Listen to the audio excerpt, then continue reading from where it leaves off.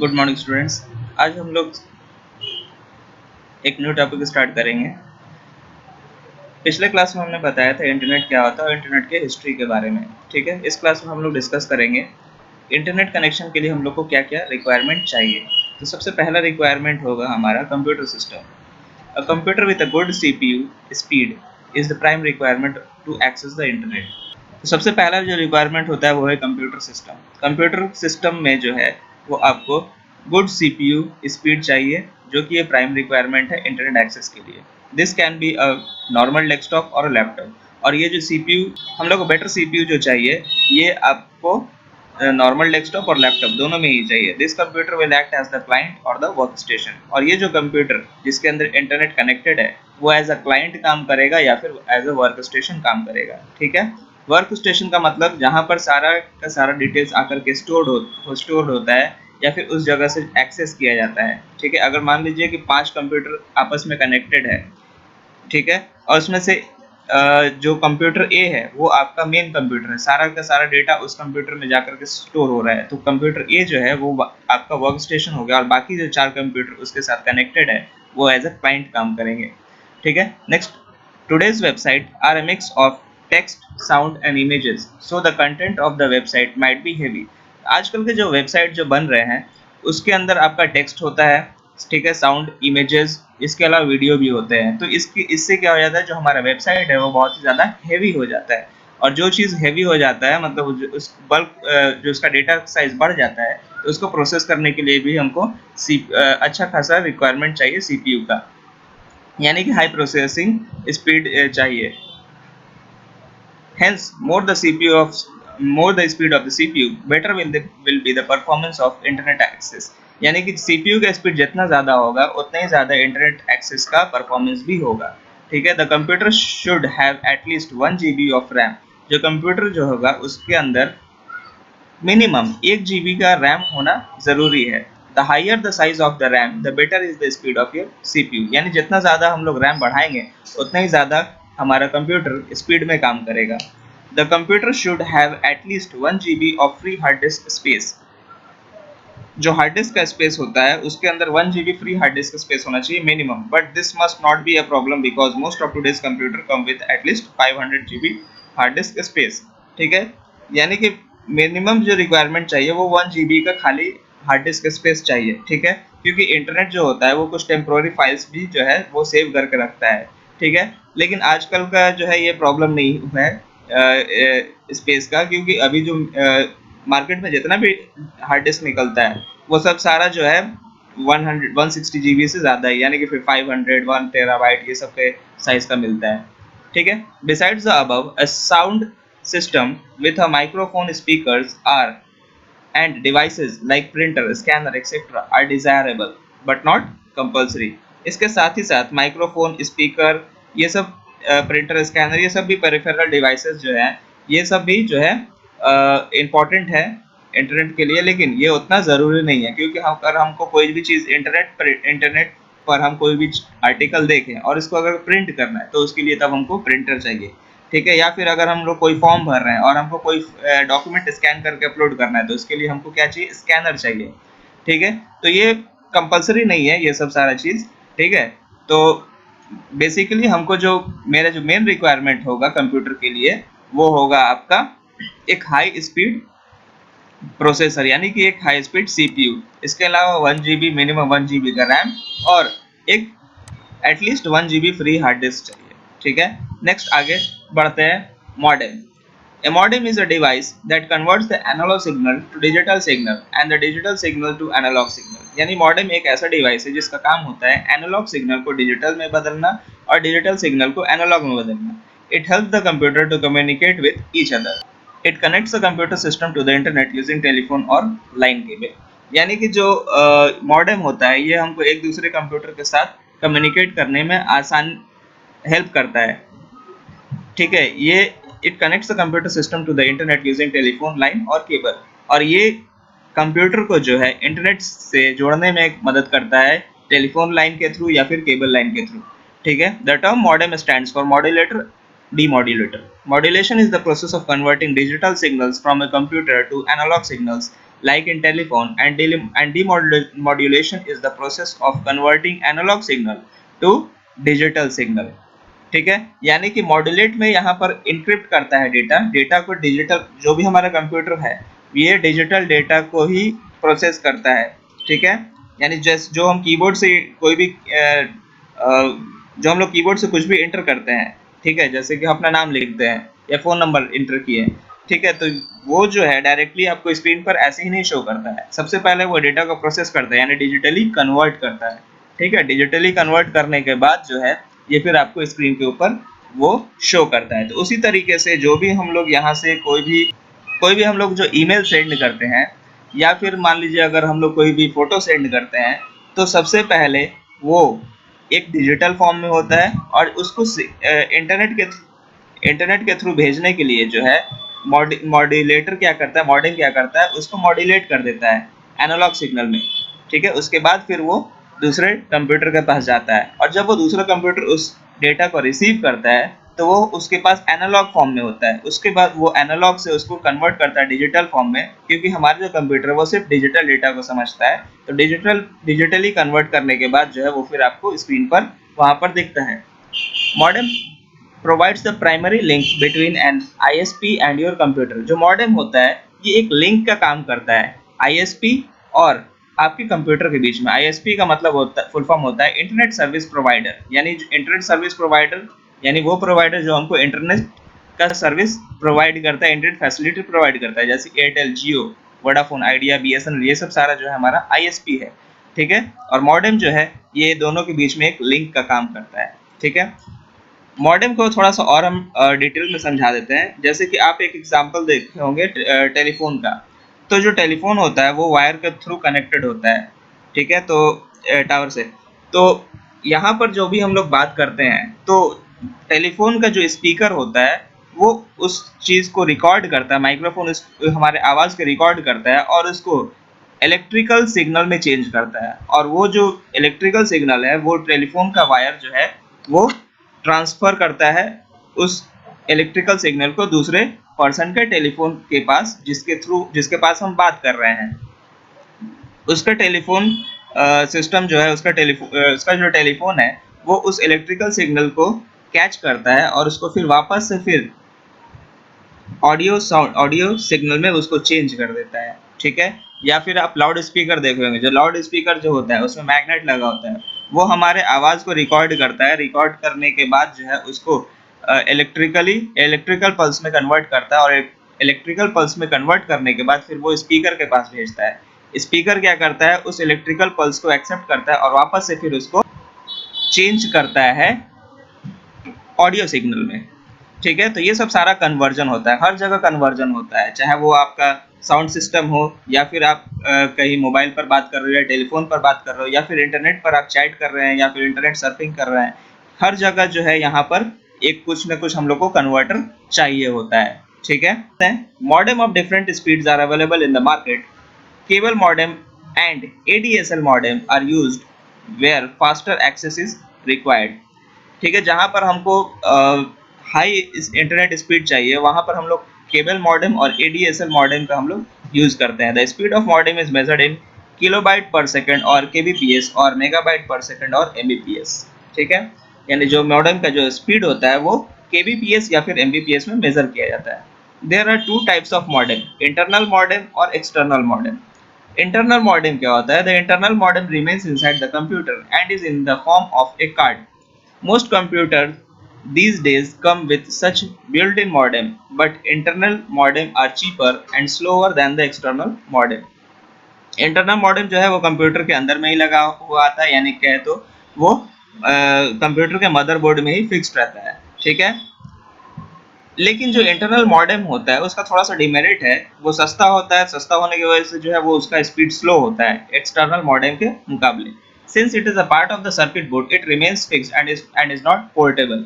और जो आपका इंटरनल मॉडेम है, क्योंकि ये मदरबोर्ड का ही एक पार्ट होता है, तो इसलिए इसको हम लोग कैरी करके कहीं पर नहीं ले जा सकते हैं, क्योंकि उसमें से वो निकलेगा नहीं, डिटैच नहीं होगा। ठीक है, एक्सटर्नल मॉडेम।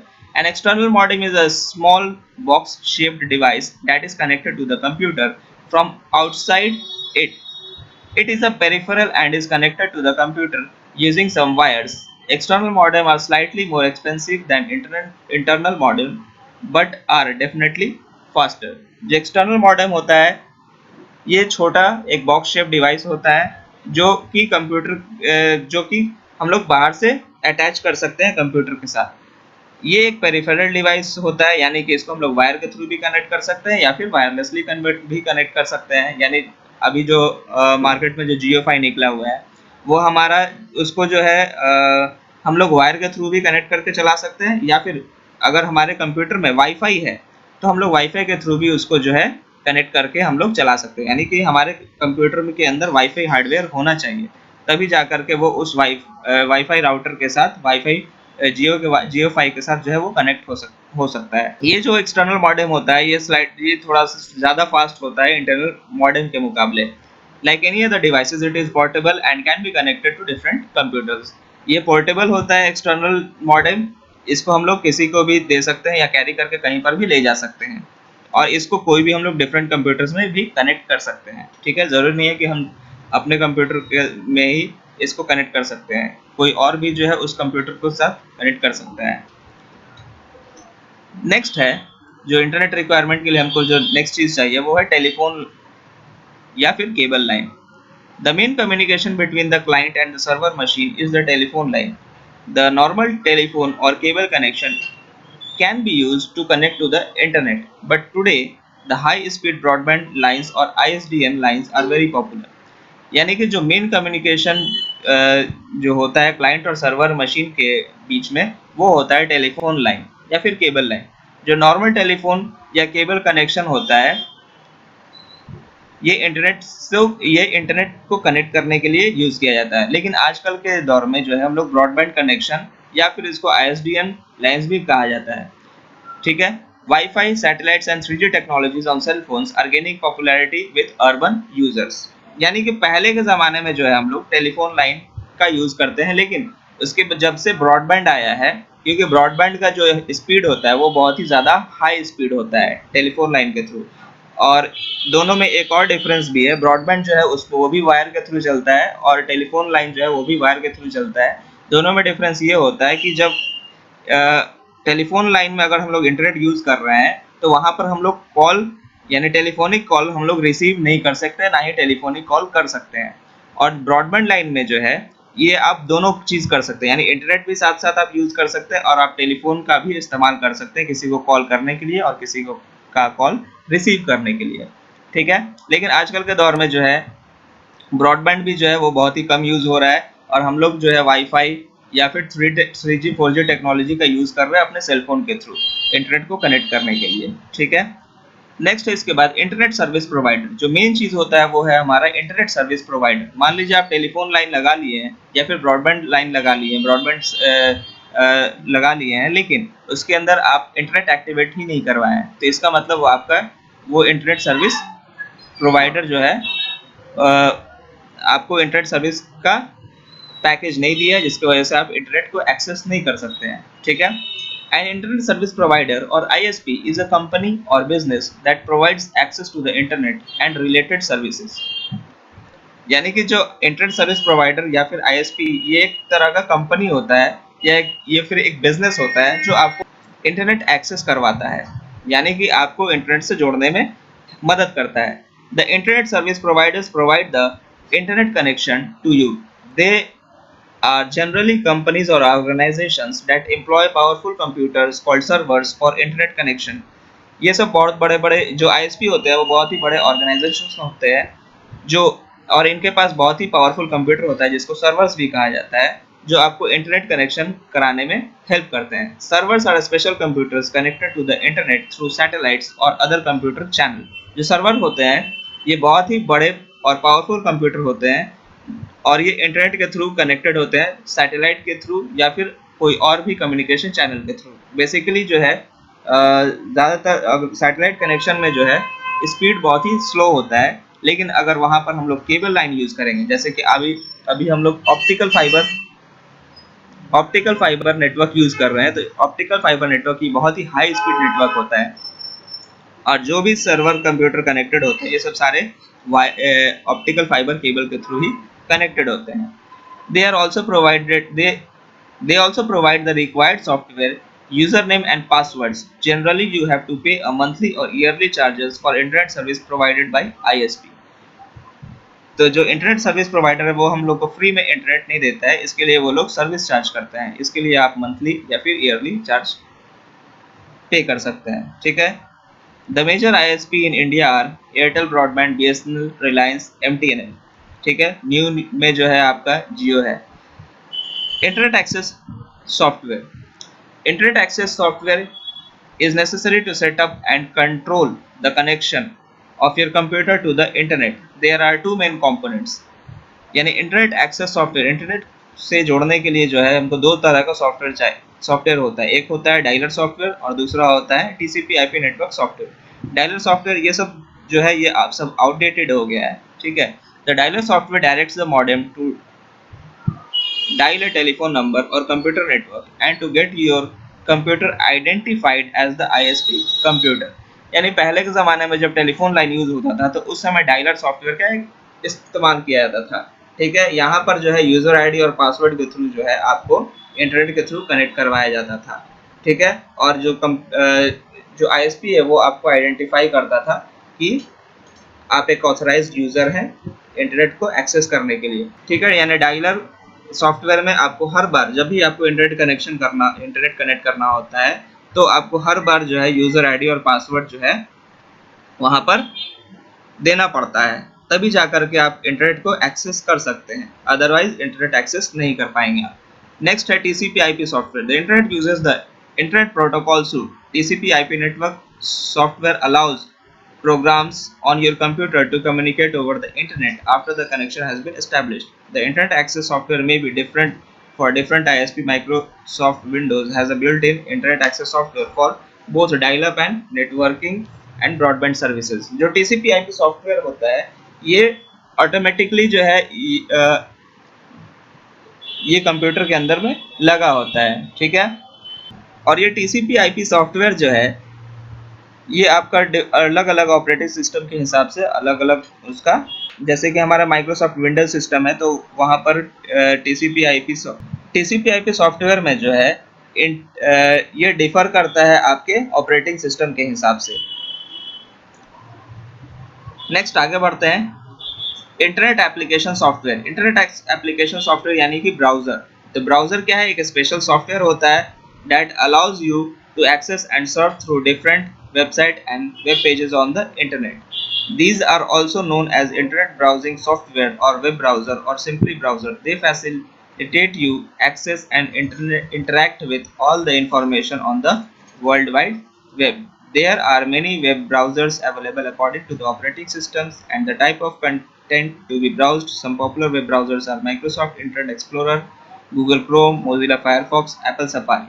यानी ब्राउज़र जो है एक तरह का एप्लीकेशन होता है जो कि हमको इंटरनेट एक्सेस करने में मदद करता है, यानी कि इंटरनेट को सर्व करने में मदद करता है। यानी कोई कौन सा हमको वेबसाइट ओपन करना है, उस वेबसाइट पर जो है अगर जो ब्राउज़र नहीं होगा तो हम लोग कोई भी वेब पेज को एक्सेस नहीं कर सकते हैं, ठीक है। और अगर वेब पेज एक्सेस नहीं हो सकता है तो हम लोग इंटरनेट एक्सेस नहीं कर सकते हैं।